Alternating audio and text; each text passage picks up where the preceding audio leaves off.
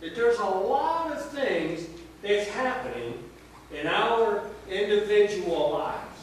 And then collectively, we are all so busy. We are in the process of moving for some of us. Others of us were looking for a job. Others of us were trying to heal from being sick. That's life. That's life. Now, you can either love it or not. When life is going well, we seem to enjoy it. When we're working, when we're healthy, when we're busy doing good things, we're enjoying life. But then, there's other times where life is hard, it's challenging, and for some, it's not so fun. It's not so fun. Okay? I know I've been sick almost 2 weeks now.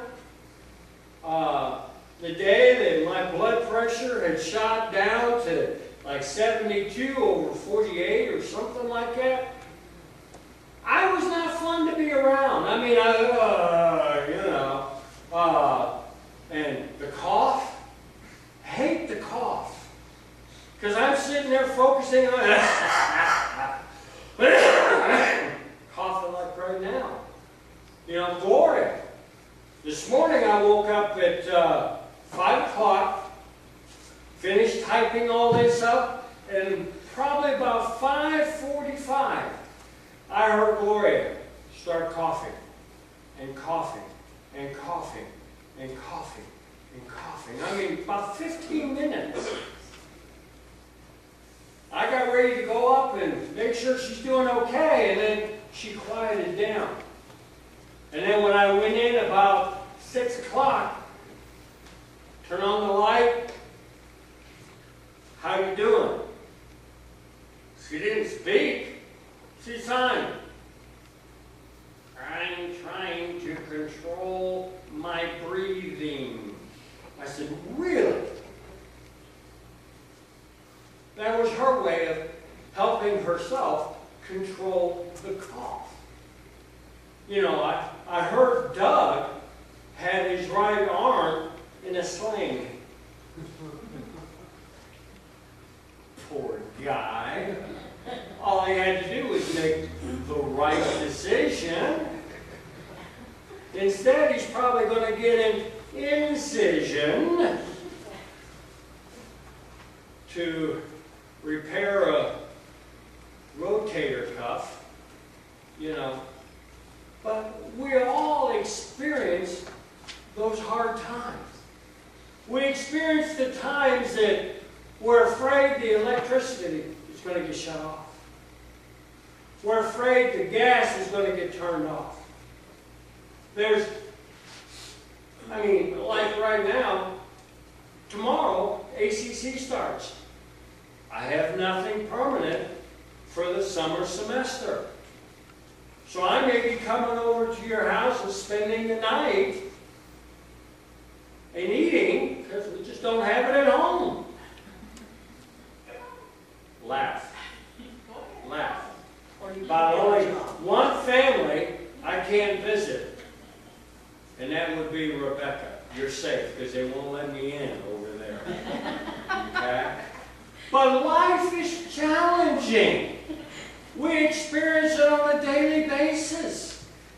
All you have to do is drive on 35 on the highway, and you're going along at 70 miles an hour, and some fool cuts you off, and they're only going 60.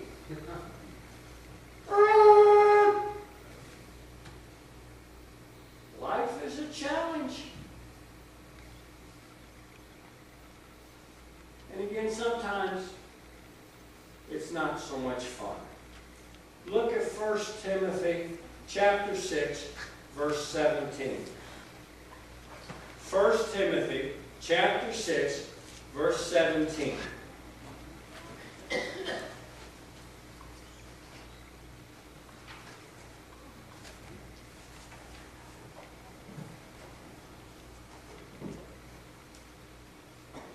First Timothy chapter 6, verse 17.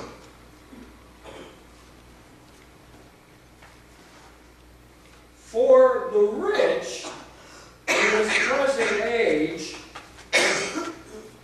charge them not to be haughty, nor to set their hopes on the uncertainty of riches, but upon God, who richly provides us with everything to enjoy. On God, who provides to us everything to enjoy. Now, I've enjoyed the last 4 weeks. All the rain that we've been getting. I've enjoyed the thunder, the lightning, the flood. Well, maybe not the floods. But I've been into, my grass is green, which is awesome.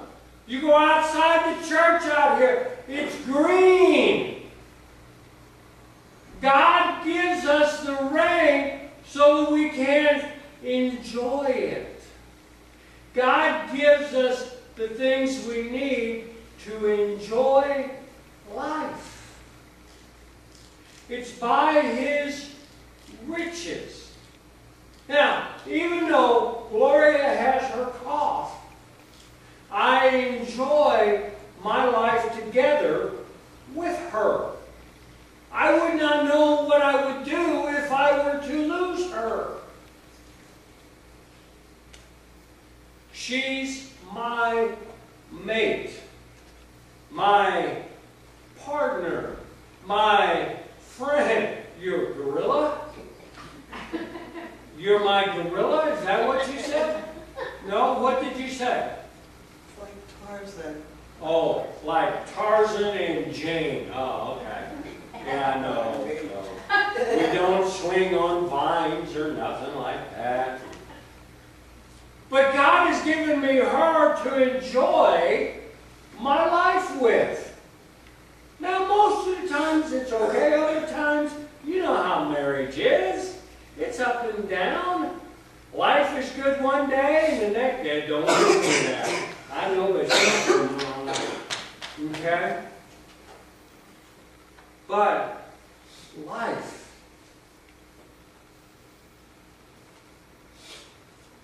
It's like a battle. It's like a battle. My question is, do you want to enjoy life or not? How many of you want to enjoy life? Raise your hands. How many of you don't want to enjoy life? Raise your hand. You don't want to enjoy life? Or do you want to enjoy?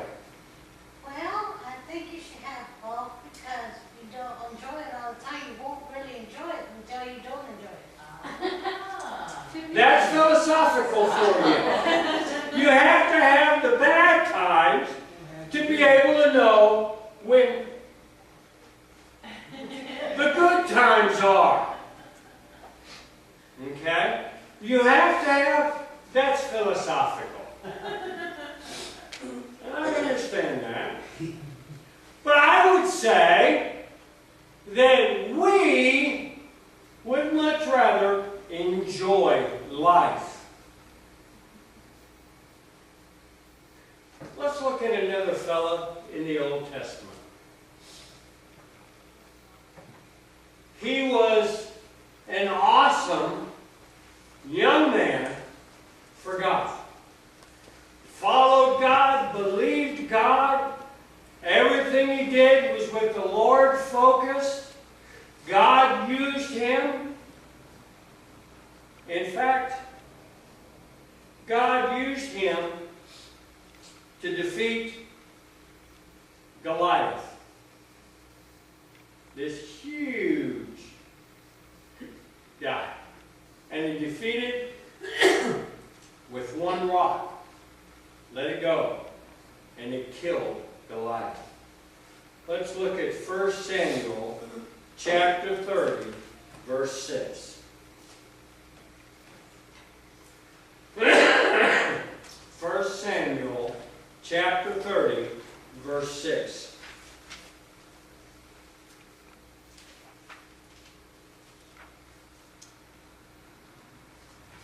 David was greatly distressed, for the people spoke of stoning him, because all of the people were bitter in their souls for each of his sons and daughters. But David strengthened himself in the Lord his God. See, David had gone off to battle with his army. They got down there and they came back home and they found their village burnt up. Everything was destroyed. The women, the children, the animals, everything that was precious was gone. They had a group of folks come in called the Amalekites. They come in and they took everyone, forced them to be slaves, took the animals, took everything that they owned, and then they burnt the city. When David got his army, when they finished the battle, they came home. They were looking forward to a time to be with their family. They were looking for a time of relaxation. They were looking for a time of healing. When they got home, all they saw was smoke. Because everything was burnt up. It was gone.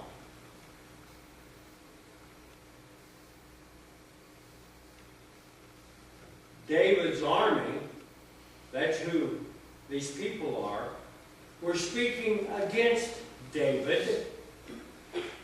They were speaking about stoning him to death, killing him. I mean, we know David.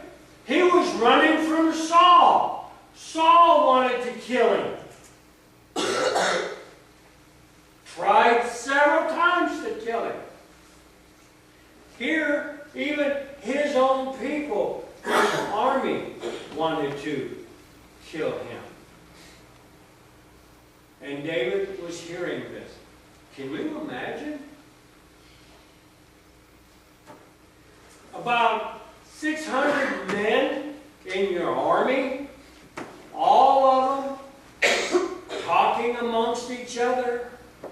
Hey, let's kill David. Look at what he's done. He didn't do anything as far as that's concerned. He didn't burn up the village. He didn't take the women and children. But they were blaming him because they weren't home.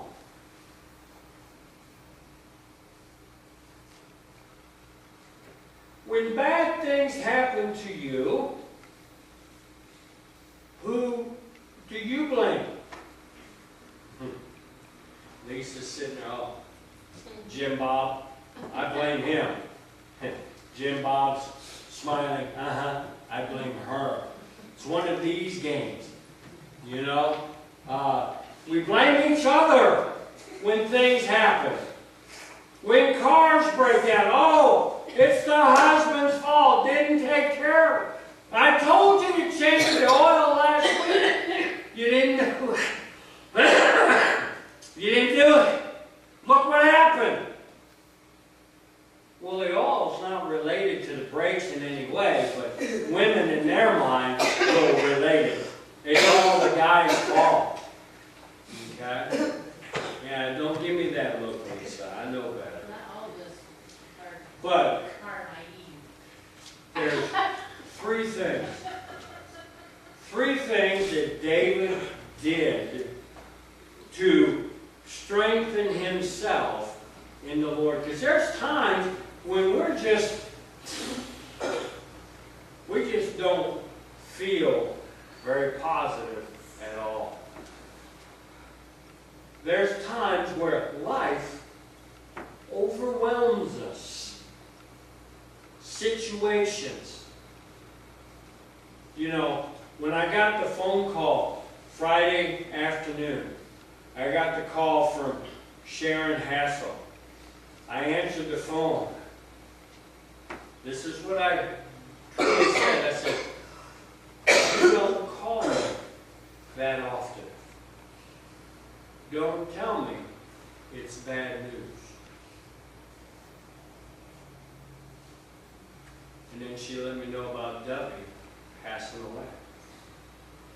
Even in situations like that, since the late 1900s, boy, that sounds so long ago, 1990s, 1995, until just recently, Debbie was struggling with Alzheimer's. For about the last 7 years, she didn't recognize even who her daughters were. That's a struggle. That's a struggle. When you're right-handed, when you're used to writing and signing, and you're right-handed, your strong arm, and it's in a cast. It's a struggle. It's not a struggle. It's a struggle. I can't move.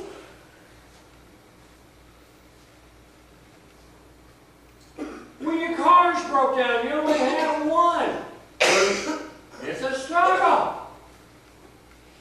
When you get in accidents, when things happen, I'm sure David, although people talking about killing you is a little different than a sore arm, but it's still a struggle. There's three things that David did. Number one, he put worship first. I can't tell you how many times in my ministry in the past 20 years, when people start struggling, what's the first thing they stop doing? Going to church. I fail to see the connection for that. I don't understand. Because your car's broke down, you stop going to church. You can call someone to get a ride. You don't have to walk. You could. You could. Maria, no. They would have to start walking on Friday afternoon to be able to get here by Sunday morning. But before David got his reputation as a warrior, he was a worshiper. He worshiped God first. No matter what's going on in your life, my encouragement, your self-encouragement, is to continue to worship God first. Which includes continue going to church regardless of situation. I loved it when Pammy called. She called and she said, I've been looking and looking and looking for church. I said, come on, visit with us. Enjoy it with us. I enjoy phone calls like that. I enjoy meeting people and inviting them to church because I know that this is a place that will encourage folks. I mean, even though someone comes in the door and they're down and they're sad, and they're having a hard time, by the time they get done, they've forgotten about that. And they focused on God, which makes things a whole lot better. So the first thing David did was he put worship first. David failed several times. In fact, let me read a verse going back to 1 Samuel chapter 30. It says, let me find it here. Over here. And then David said to Abiathar, the priest, the son of Ahimelech, bring me the ephod. So he brought the ephod to David. And David inquired of the Lord, shall I pursue this band? Shall I overtake them? And he answered him and said, pursue, for you shall surely overtake and shall surely rescue. The ephod, the vest, represent God here in this situation. He asked for part of the priest's clothes. Give me the vest. So he took it and he put it on, representing his presence with God. The first thing he did when he heard and when he saw what was going on was he prayed to the Lord. What should I do, Lord? Should I go and get them and destroy them? They took our women, our children, our things, our animals. Should I pursue them or just let them go? What should I do, Lord? A lot of times when we face situations, bad ones, circumstances, maybe our health, maybe financial, maybe something related to the house, car, family, whatever. Many times praying is not first on your list. You try to take care of it yourself.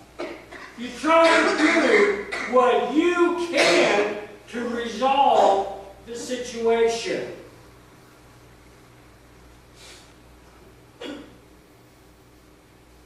David teaches us God first. God first. Be in prayer. The second thing, ask for direction. See, that's what David did. Lord, should I go and get them or not? Wanting God to lead him in what to do. How many of you have experienced a time in your life where you're going along and all of a sudden it splits? This way, maybe there's a particular job. This way, maybe there's not a job. But there's other things that you can do over here. And you pray, Lord, which one should I do? Go this way or this way? Which one do you want me? Over here or over here? Lord, which job? This one or this one? Lord, which house? This one or this one? Lord, what should I do? This or this?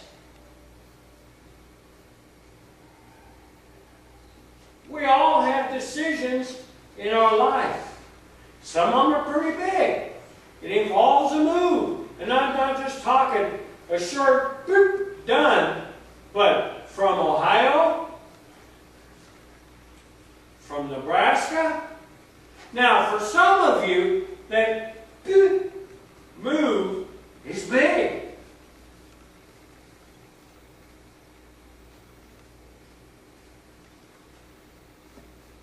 Lord, which way should I go? Where should I be looking for a job, Lord? See, that's what I'm experiencing now.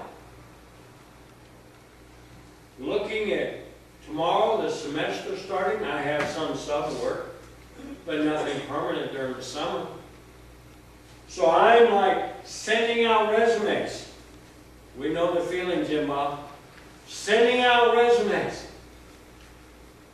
Lord, which one? Cabela's? Hey. Lowe's? That's okay, Lord. Wendy's? H-E-B? For me, I don't know if I could stand there all day and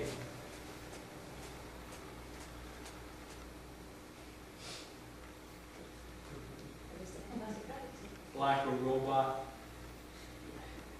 And when I get done, you need help carrying out to your car?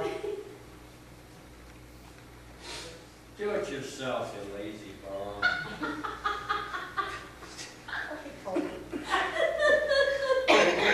Ask for direction. Okay? The Lord will provide.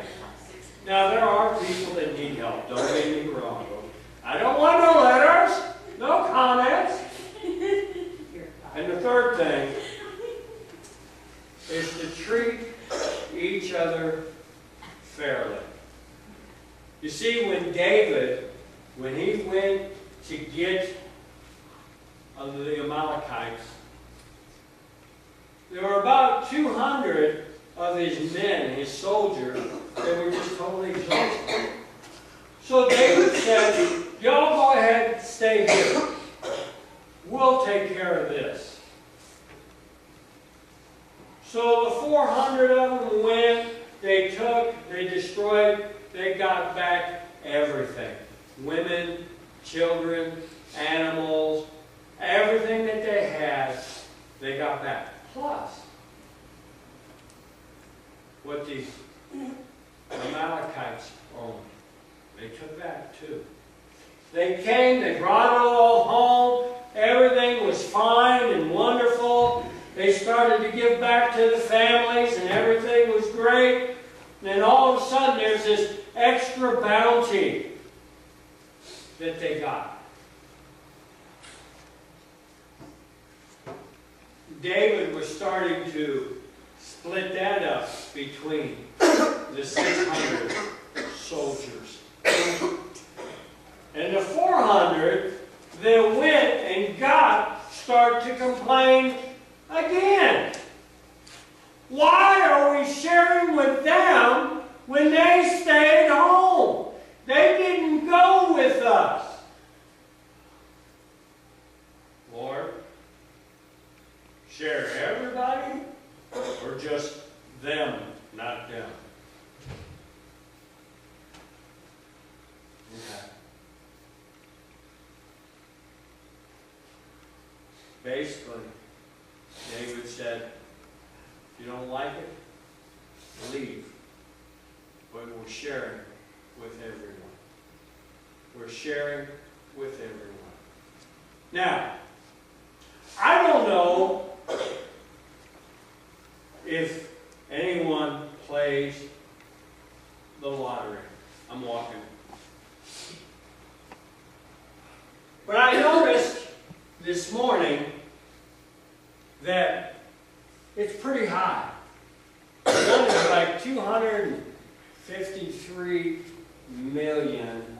That's a lot of money. Now let's say, for example, Doug bought a ticket and he won $253 million. What would you do with it? What would you do with it?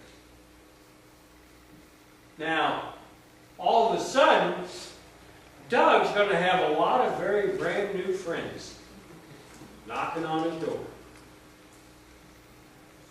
Now we know Doug, Christian, music leader. Do what? Well, we know about adopting Christopher. That's probably going to be number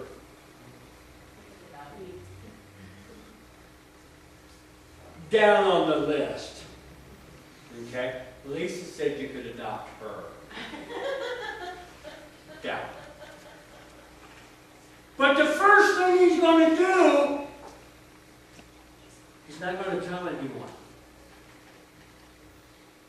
He's going to take the money and he's going to run. Because the first thing he's going to say, first thing he's going to think is, mine! I won this. But now I'm not supporting playing lottery, okay? I don't support it, okay? But you see how your mind changes. When the Lord blesses you, what do you do with the blessings? With your life, what do you do? If the Lord were to bless you, yeah, give to the church. Really? Is that the first thing you do? No. For that funeral, Okay. and we had them put them in the First thing you do is to take care of yourself, if we're honest. That $253 million, first thing he's going to do is go and buy a brand new car. 2 of them. Right? Only one? You have a good one. What year? What year is that Impala? 08. Yeah, he's going to buy 2. Not just one. He's going to buy 2. Okay? His wife, Linda, is going to convince him of that. Okay? Then, he's going to talk to his landlord. Hey, I want to buy the house. Landlord says, oh, you're going to have to offer me a lot of money. $200,000. The landlord, okay. Right? Probably, yeah.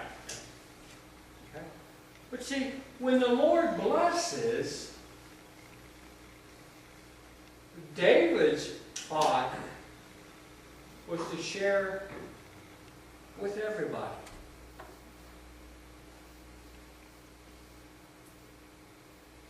To share with everybody. Now, in 2 weeks on Wednesday night, having our house prayer, it's going to be over at my house. I promise I won't be sick. We're going to have spaghetti. So bring the sides for spaghetti and plenty of garlic bread. Garlic, yes. Okay? But when the Lord blesses, see, don't we enjoy life more when the Lord blesses? And that's what he's wanting to do, that first verse in 1 Timothy, he's providing all that's good for us. He's provided this, which was awesome. He's provided with homes, even in the shelter. You're a lot happier there. Okay? more secure. Okay? There's still issues. When you own a home, there's issues. Things break. 2 weeks ago, we don't own the home. 2 weeks ago, Aislinn went into the bathroom. She pulled out the drawer. She stood in the drawer so she could look at the mirror. She got up there and it broke. Jessie told me about it, and she said, you know, Dad, before I even thought about it, I pushed the drawer back in. Now you can't get it out. I'm like, oh. Okay. So yesterday morning, I'll look at it. See if I need to tear out the whole thing or what. Well, I noticed there's about that much room on the front. So I pushed up and opened the drawer. And then I had to figure out how to take it out, nail it back in, put it back together. See, even when you own a home, it's awesome. There's still responsibilities. But it's a blessing. To have a home, to own a home is a blessing. We need to be using these things for the Lord, to be sharing.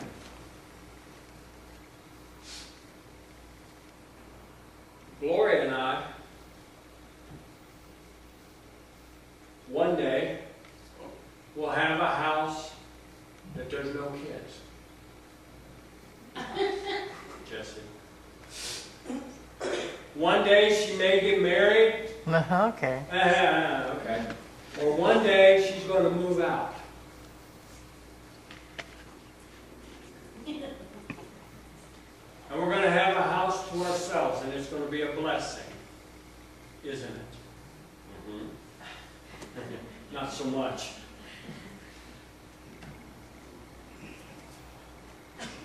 Use the things that God gives you to enjoy life. Even the little things. William came up to me this morning and said, "Oh, we have something for you. It grew."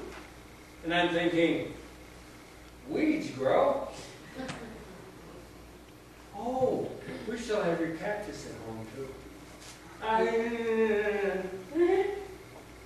It's been well watered over the last 3 weeks. But we have it. It's out on the back porch. But he said, "We have something for you. It grew. It's sweet." I'm thinking, sweet potatoes? He said, "No." What else is sweet? Watermelon? Probably not. That's it. The only things I know of that grow that's sweet. Me. I didn't say you guys. Me. But they're sharing part of their blessing that they have. And on June 10th, house prayer, my house, I will be making something sweet for you. Macaroni and cheese and sweet potatoes. Okay? But God gives us many things. And there are times that life does overwhelm us. Okay? So we need to be focusing on God to help us to get out of that feeling. Let's stand, please.